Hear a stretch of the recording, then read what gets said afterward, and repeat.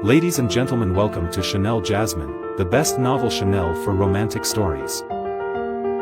Hai guys, selamat datang di channel Jasmine, channel terbaik untuk menyimak novel-novel romantis.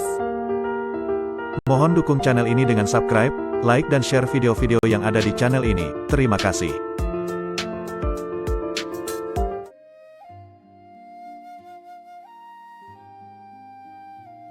Kaisar Agung Seni Bela Diri bab 1516. Tempat di mana cahaya bintang berkumpul, Luo Xiu tidak berani mendekat. Getaran yang berasal dari lubuk jiwanya yang paling dalam membuatnya sadar betul bahwa tabu semacam ini jelas bukan sesuatu yang bisa ia sentuh. Tiba-tiba, cahaya bintang yang tak berujung lenyap. Seluruh medan perang kuno sunyi seketika tenggelam dalam kegelapan. Pada saat ini, seolah-olah 10.000 sihir di alam semesta tidak ada lagi, bahkan ruang dan waktu pun ikut berhenti, membeku dalam keabadian. Pada saat yang sama, rasa takut yang tak terbatas dan menekan muncul di hati Luo Xiu. Dia seolah-olah melihat hal paling mengerikan di dunia, napasnya pun terasa sesak. Segala sesuatu di sekitarnya tidak terlihat, baik menggunakan mata untuk melihat maupun menggunakan kesadaran ilahi untuk menyelidiki, yang ada hanyalah kegelapan, tidak ada apa-apa. Dung, dari ketiadaan, seolah-olah terdengar suara yang teredam. Luo Xiu seketika merasa seluruh tubuhnya dingin membeku. Jantungnya seolah dicengkeram oleh sebuah tangan raksasa yang hendak meremukkannya. Reaksi naluriah tubuhnya membuatnya seketika mundur, darah merembes dari sudut mulutnya. Tubuhnya bahkan retak, seperti porselen yang akan pecah. Apa yang sebenarnya terjadi? Hati Luo Xiu sangat ketakutan. Sejak ia melangkah di jalan bela diri, ini adalah pertama kalinya ia mengalami hal seperti ini. Karena semua ini telah melampaui pengetahuannya. Meskipun pemahamannya terhadap aturan Dao Agung telah mencapai lingkup 3 aturan tertinggi, perubahan yang terjadi saat ini tetap membuatnya seolah-olah jatuh ke dalam kabut kekacauan, pikirannya kosong, tidak bisa menjelaskan apapun. Manusia selalu merasa gentar terhadap eksistensi yang tidak diketahui. Saat ini, Luo Xiu merasakan hal itu. Fenomena aneh ini berlangsung entah berapa lama. Kegelapan perlahan surut, seluruh medan perang kuno sunyi tetap dipenuhi oleh aura kematian dan aura jahat, cahayanya redup. Dan di puncak gunung di kejauhan, masih tetap berkumpul cahaya bintang yang tak terbatas, seolah sedang melahirkan sesuatu. Di dalam cahaya bintang, bintang-bintang yang tak terhitung jumlahnya timbul tenggelam. Segala sesuatunya tampak tidak ada bedanya dengan sebelumnya.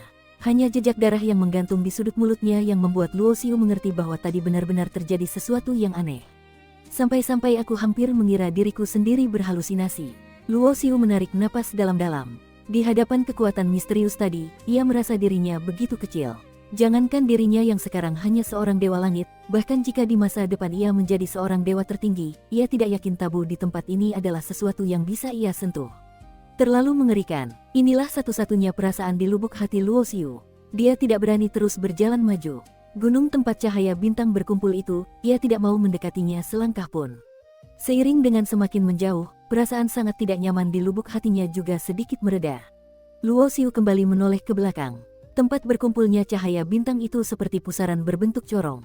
Gunung yang menjulang tinggi di bawahnya seperti sebatang jari.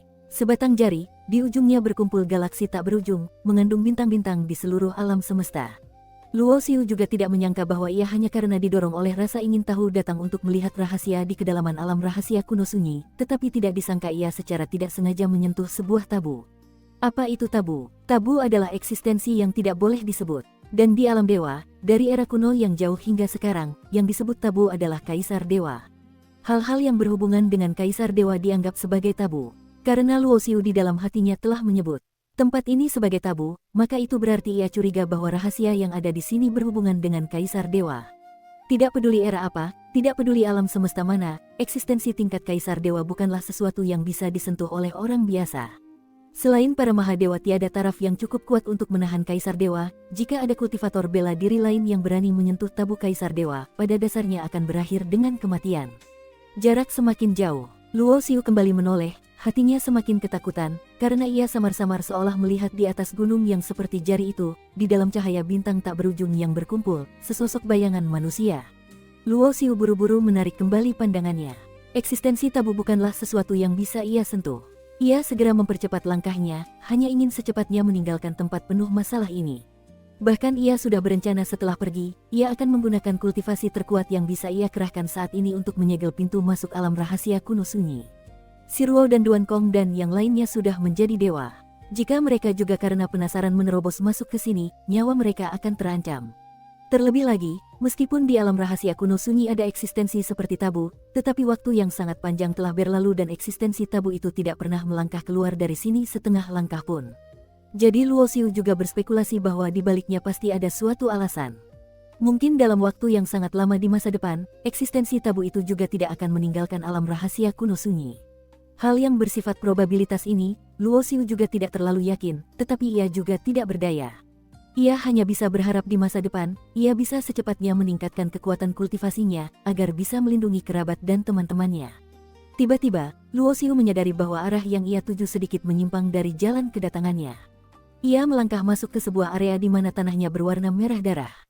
Dan di tempat yang ia lewati saat datang, ia tidak melewati sini. Seluruh medan perang kuno sunyi ini gersang, tanah dan langitnya berwarna abu-abu kecoklatan, dipenuhi keheningan. Tetapi di area di hadapannya di mana tanahnya berwarna merah terang ini, justru tumbuh pohon-pohon hijau subur, bahkan ada sebuah sungai yang mengalir. Langkah Luo Xiu seketika berhenti. Di sebuah medan perang kuno sunyi yang dipenuhi keheningan, muncul sebuah tempat yang begitu penuh kehidupan. Siapapun pasti akan merasa sangat terkejut dan heran. Ini membuat Luo Xiu tidak bisa tidak teringat pada tanah terlarang tulang terkubur yang ditinggalkan oleh ayahnya, Tai Sang Yu. Tanah terlarang tulang terkubur juga dipenuhi keheningan tak berujung, tetapi di bagian terdalamnya, ada sebidang tanah suci yang penuh dengan kehidupan. Mungkin, inilah misteri dari hidup dan mati yang saling bergantung. Di tempat yang dipenuhi dengan kematian tak berujung, secara relatif akan muncul tempat yang melahirkan kehidupan. Dan di tempat dengan kehidupan tak berujung, maka pasti juga akan ada tempat kematian yang mengerikan. Hidup dan mati saling bergantung, misteri reinkarnasi. Di antara tiga aturan tertinggi, reinkarnasi adalah yang menjelaskan esensi hidup dan mati dari sudut pandang lain. Ada hidup ada mati ada hidup, barulah itu menjadi sebuah siklus reinkarnasi yang lengkap. Berkultivasi hingga alam penguasa Dao bisa mendapatkan umur yang tak terbatas, tampaknya telah lepas dari siklus reinkarnasi, tetapi sebenarnya tidak. Karena meskipun umur penguasa Dao tak terbatas, itu tidak berarti ia tidak akan mati, bahkan seorang kaisar dewa pun belum tentu abadi. Sama seperti salah satu kaisar dewa tertinggi dari era purba abadi, Kaisar Api. Kaisar Api disegel dan terperangkap di suatu tempat rahasia. Dia sudah hampir kehabisan tenaga. Jika setelah bertahun-tahun yang panjang tidak ada yang datang menyelamatkannya, bahkan seorang kaisar dewa tertinggi pun akan tewas, lenyap menjadi asap, berubah menjadi tulang belulang. Seperti kata pepatah, di mana ada keanehan pasti ada sesuatu yang tidak beres. Luo Xiu tidak bertindak gegabah. Sebaliknya, ia menggunakan teknik tanpa wujud untuk mengembangkan kekuatan kekacauan dan memadatkannya di kedua matanya. Di dalam matanya seolah-olah ada kekacauan yang terbuka, dan dunia berevolusi. Tatapannya menjadi dalam, seolah-olah dalam sekejap ia bisa menembus hutan di depannya.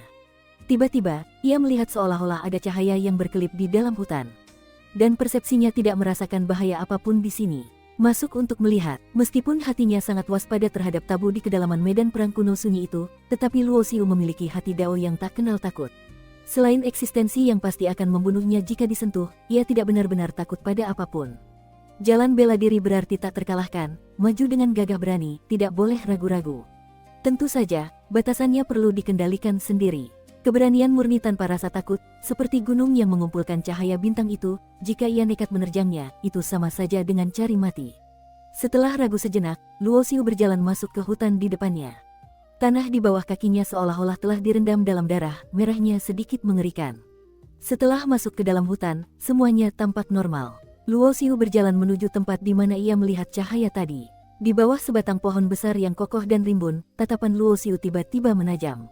Ia melihat sesosok kerangka. Tulang-tulang kerangka ini sebening giok dan tersimpan dengan cukup utuh. Cahaya yang ia lihat tadi berasal dari tulang-tulang kerangka ini. Bahkan sebelum mendekat, ia sudah bisa merasakan tekanan yang kuat. Ini menunjukkan bahwa pemilik kerangka ini saat masih hidup pastilah seorang ahli. Meskipun telah mati, sisa-sisa kekuatannya masih ada, menekan dunia. Dari wujud kerangka itu, pemiliknya bukan berasal dari alam semesta ras iblis. Dari tekanan yang menyebar dari tubuhnya, Luo Xiu merasakan aura dari sumber yang sama. Sumber yang sama ini berarti berasal dari satu sumber yang sama, dan sumber ini merujuk pada sumber asal alam semesta. Luo Xiu menyebut alam semesta tempat ia berada sebagai alam semesta ras dewa, yang berlawanan dengan alam semesta ras iblis. Setelah mati begitu lama masih bisa memiliki tekanan sekuat ini, setidaknya ia adalah seorang mahadewa. Luo Xiu melangkah mendekat. Tiba-tiba di samping kerangka itu, ia melihat sebuah token. Token itu ditempa dari giok dewa yang berharga. Kualitas giok dewanya sangat tinggi, bahkan mungkin material dewa tingkat 8 yang bisa digunakan untuk menempa harta karun Mahadewa. Luo Xiu mengulurkan tangan dan mengambil token ini. Token yang tampak seukuran telapak tangan itu ternyata seberat bintang, bersinar dengan kilau cemerlang, seolah-olah ada ritme dewa yang mengalir di dalamnya. Dia mengamati kerangka ini dengan saksama, lalu melihat ada bekas tusukan di bagian dadanya. Dengan mata sedikit terpejam, Luo Xiu menyimpulkan sebuah adegan di benaknya. Di era kuno sunyi, pernah meletus sebuah pertempuran besar yang mengguncang langit. Di medan perang di mana matahari dan bulan tidak bersinar, seorang mahadewa yang kuat tubuhnya tertembus, menderita luka parah, dan akhirnya tewas setelah kehabisan tetes darah terakhir. Bagi seorang ahli tingkat mahadewa, seharusnya ia tidak akan mati hanya karena kehabisan darah. Kematian mahadewa ini pastilah ada penyebab lain. Namun, Luo Xiu bisa menebak secara kasar bahwa area tanah berwarna merah terang ini kemungkinan besar diwarnai oleh darah maha dewa tersebut. Kesadaran ilahinya mendarat di atas token giok dewa itu. Seketika, Luo Xiu merasa seutas kesadarannya ditarik ke dalam sebuah adegan. Broom, dia mendapati dirinya berada di tengah-tengah sebuah medan perang. Di langit dan di bumi, di mana-mana ada dewa. Dia melihat raksasa setinggi puluhan ribu meter, melihat binatang iblis sebesar bintang, dan juga melihat kapal perang serta benteng yang tak terhitung jumlahnya. Ini adalah medan perang yang sesungguhnya. Dewa yang tak terhitung jumlahnya berkumpul di satu tempat, cahaya dewa menyebar. Dan yang bertarung sengit dengan para dewa adalah ras iblis yang bersayap, invasi roh iblis. Dalam keadaan linglung, Luo Xiu seolah-olah mendengar sebuah bisikan. Bersambung.